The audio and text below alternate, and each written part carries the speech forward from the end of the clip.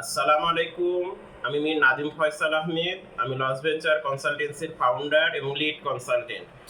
আমরা প্রতিদিন স্টার্টআপ এবং এসএমই বিজনেস নিয়ে আপনাদের সাথে আলোচনা করে থাকি এবং বিভিন্ন বিখ্যাত যে ব্র্যান্ডগুলো আছে, বড় বড় কোম্পানিগুলো আছে, সেগুলো নিয়েও আমরা প্রতিদিন আলোচনা করে থাকি এবং আমরা বিভিন্ন বিজনেস রিলেটেড টপিকসগুলো আপনাদের সাথে আলোচনা করে থাকি এবং বিজনেস রিলেটেড অনেক প্রশ্ন থাকে আপনাদের, বিজনেস রিলেটেড অনেক কিছু জানার আগ্রহ থাকে আপনাদের, সেগুলো নিয়ে আমরা প্রতিদিন আলোচনা করে থাকি।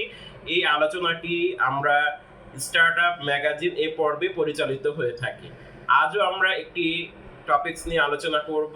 অবশ্যই সেটি আপনারা এই বিখ্যাত ব্র্যান্ড সম্পর্কে সকলেই জানেন এবং এই ব্র্যান্ড সম্পর্কে সারা বিশ্বব্যাপী এর সুনাম রয়েছে এবং আমরা এই ব্র্যান্ড সম্পর্কে আজকে যে আলোচনা করব এটি পার্ট 1 থাকবে। আমরা এটি নিয়ে 3টি লেসন ভিডিও ইনশাল্লাহ আপনাদের সামনে তুলে ধরবো।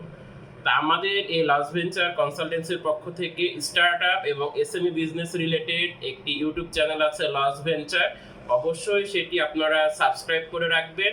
সেখানে আমরা প্রতিদিন স্টার্টআপ রিলেটেড, এসএমই রিলেটেড বিভিন্ন টপিকসগুলো অ্যানালাইসিস করে, আলোচনা করে করে আমরা সেখানে প্রতিদিন ভিডিও আপলোড করে থাকি, যেন আপনার ঘরে বসে স্টার্টআপ এবং এসএমই রিলেটেড বিভিন্ন প্রশ্নগুলো খুব সহজেই পেয়ে যেতে পারেন।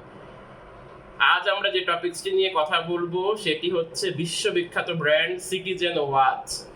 এই সিটিজেন ওয়াচ নিয়ে আজ আমাদের এই আলোচনাটি অনুষ্ঠিত হবে এবং আমরা এখানে সিটিজেন ওয়াচ নিয়ে আজকে আমরা প্রাথমিক আলোচনা করব যে আসলে তারা কিভাবে গড়ে উঠেছে, তারা কত সালে গড়ে উঠেছিল, তাদের রেভিনিউ কত, ইত্যাদি বিষয়গুলো নিয়ে আমরা আজ কথা বলবো। যেহেতু আমরা প্রতিদিনই বিভিন্ন বিজনেস স্টাডি করে থাকি এবং বিজনেসগুলো নিয়ে আমরা আলোচনা করে থাকি, অ্যানালাইসিস করে থাকি এবং বিভিন্ন ব্র্যান্ডগুলো কিভাবে গড়ে উঠেছে, কত সালে গড়ে উঠেছিল, তাদের রেভিনিউ কীরকম, এই বিষয়গুলো নিয়ে আমরা প্রতিদিন আলোচনা করে থাকি। আমরা যদি দেখি যে আমরা বিশ্ববিখ্যাত অনেকগুলো ঘড়ির ব্র্যান্ড সম্পর্কে আমরা জানি বা চিনি, যেমন রাডো, তারপরে আপনার আরও বিভিন্ন আছে কেসিও, তারপরে এই সিটিজেন ইত্যাদি, আমরা বিভিন্ন ব্র্যান্ডগুলো সম্পর্কে আমরা জানি। কিন্তু এই ব্র্যান্ডগুলো সম্পর্কে জানলে কিন্তু আমরা এই ব্র্যান্ডগুলো কত সালে গড়ে উঠেছিল, কিভাবে গড়ে উঠেছিল, এগুলো সম্পর্কে আসলে আমরা ঠিক তেমনভাবে জানি না বা জানার আগ্রহ আমাদের থাকে না। তা আমি আজ যে কথা বলবো সিটিজেন ওয়াচ। এই সিটিজেন ওয়াচ একটি জাপানিজ কোম্পানি। এই সিটিজেন ওয়াচ একটি জাপানিজ কোম্পানি। এটি 1918 সালে গড়ে উঠেছিল। যেহেতু এটি 1918 সালে গড়ে উঠেছিল, এখন 2024 সাল, আমরা যদি হিসাব করে দেখি এটির বয়স 106 বছর হয়ে গিয়েছে। এটি এই সিটিজেন ওয়াচ বা এই সিটিজেন কোম্পানিকে একটি বিখ্যাত ঘড়ির ব্র্যান্ড নিয়ে আমরা সারা বিশ্বে চিনে থাকি এবং এটি একটি জাপানিজ বিশ্ববিখ্যাত একটি ব্র্যান্ড। এটি জাপানে গড়ে উঠেছে এবং এটির হেড অফিস হচ্ছে নিশি টোকিওতে এর হেডকোয়ার্টার অবস্থিত এই সিটিজেন ওয়াচে।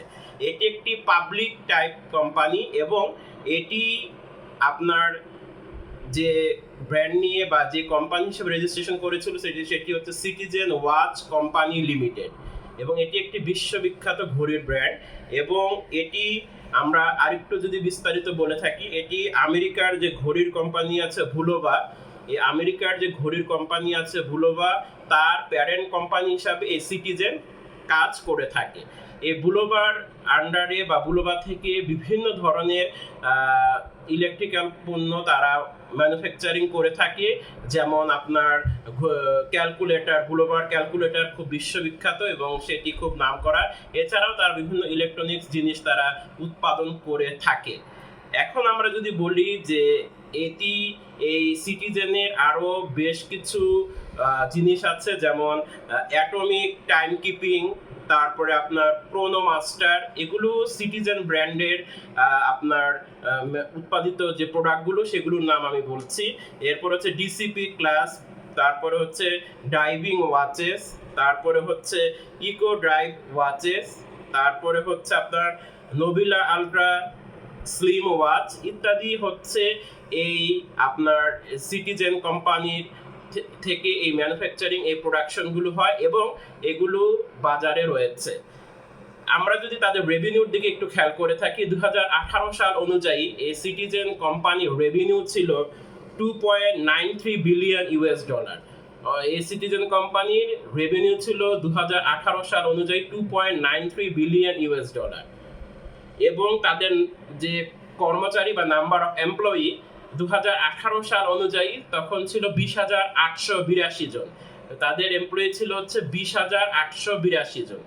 তাহলে আমরা দেখছি একটি কোম্পানি গঠিত হয়েছিল 1918 সালে, এবং এটি সুইস ইনভেস্টর এবং জাপানের সমন্বয়ে 1918 সালে এই সিটিজেন ওয়াচ এই কোম্পানিটা গড়ে উঠেছিল। সুইস ইনভেস্টর এবং জাপানের যৌথভাবে এটি জাপানে গড়ে উঠেছিল 1918 সালে।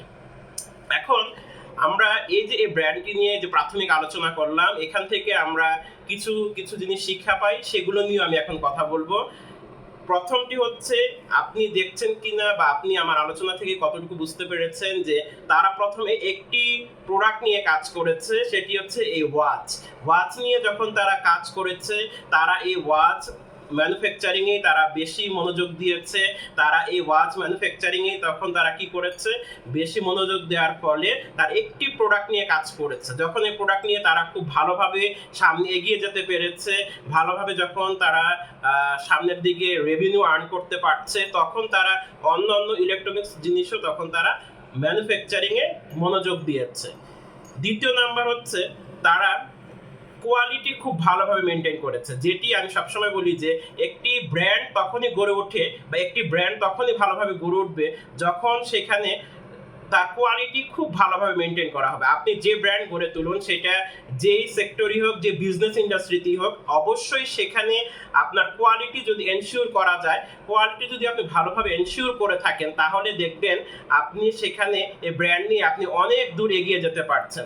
সেটি যেটি হোক, আপনি যেটিই গড়ে তুলুন না কেন, যে সেক্টরে আপনার বিজনেস গড়ে উঠুক না কেন, যদি কোয়ালিটি আপনি এনশিওর করতে পারেন, তাহলে সেই ব্র্যান্ডটা একটি মাল্টি ন্যাশনাল ব্র্যান্ড হিসাবে গড়ে ওঠে এবং সেটি নিয়ে খুব আপনি অনেক দূর এগিয়ে যেতে পারবেন। এজন্য কোয়ালিটি ইজ ভেরি ইম্পর্টেন্ট, এবং কোয়ালিটিতে আমাদের কনসেন্ট্রেট অবশ্যই দিতে হবে। এরপরে হচ্ছে, প্রোডাক্ট যেন ভালোভাবে ম্যানুফ্যাকচারিং হয়। প্রোডাক্ট ম্যানুফ্যাকচারিং এ কোনো ধরনের আপনার নয় ছয় বা প্রোডাক্ট ম্যানুফ্যাকচারিং এ যদি আপনি কোনো ধরনের কিছু লুকোচুরি বা কোনো কিছু এখানে প্রোডাক্ট ম্যানুফ্যাকচারিং করে থাকেন, তাহলে কিন্তু আপনার প্রোডাক্ট প্রথমে মানুষ কিনলো, যখন দেখবে যে প্রোডাক্ট ব্যবহার করে তারা ভালোভাবে কিছু পাচ্ছে না, তখন কিন্তু তারা কিনবে না। কিন্তু সিটিজেন ওয়াচ এটি তারা 100% প্রোডাক্টের কোয়ালিটি এনশিওর করছে, তারা এখানে ভালোভাবে প্রোডাক্ট ম্যানুফ্যাকচারিং করছে। অ্যাজ এ রেজাল্ট তারা এটি একটি বিরাট একটি কোম্পানিতে তারা পরিণত হয়েছে। এরপরে আপনার ভালোভাবে ডিস্ট্রিবিউশন ইজ ভেরি ইম্পর্টেন্ট, এবং তাদের ডিস্ট্রিবিউশন কোয়ালিটি বা এখানে তারা ভালোভাবে মেনটেন করতে পারছে, এবং এটি এখন সারা ওয়ার্ল্ড ওয়াইড পাওয়া যাচ্ছে সিটিজেন ওয়াচ। তাহলে আমরা এই যে একটি ব্র্যান্ড নিয়ে আলোচনা করলাম, এবং এই ব্র্যান্ড থেকে আমরা কি কি শিক্ষা পেলাম বা কি কি জিনিস জানলাম বা বুঝলাম, সেটিও আমি তুলে ধরলাম। নাম্বার 1, যে একটি প্রোডাক্ট নিয়ে কাজ করতে হবে, ভালোভাবে কাজ করতে হবে, কোয়ালিটি খুব ভালোভাবে এনশিওর করতে হবে, এবং আপনার প্রোডাক্টের ভালোভাবে ডিস্ট্রিবিউশন করতে হবে, এবং কোয়ালিটি যত ভালো হবে মানুষ তত ভালোভাবে আপনাদেরকে চিনবে। আজ আমরা যে জিনিসটি নিয়ে কথা বললাম, সেটি হচ্ছে যে বিশ্ববিখ্যাত ব্র্যান্ড সিটিজেন ওয়াচ কিভাবে গড়ে উঠলো, এখান থেকে আমরা কি কি জিনিস শিক্ষা পেলাম, এটি নিয়ে আজ আলোচনা করলাম। আশা করব আমাদের আলোচনাটুকু আপনারা বুঝতে পেরেছেন। আজ এ পর্যন্তই। ভালো থাকুন, সুস্থ থাকুন। আসসালামু আলাইকুম।